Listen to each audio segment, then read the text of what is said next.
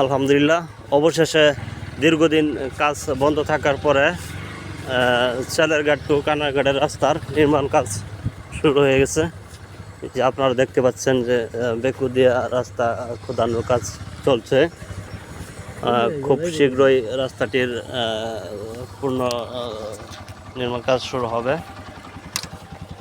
এটাই আসলে এই চালেরঘাট টু কানারঘাটের এখানে এই রাস্তাটি দিয়ে যে মানুষের যাতায়াতের ছিল, কয়েকটি গ্রামের মানুষ যাতায়াত করতেন এই রাস্তাটি দিয়ে।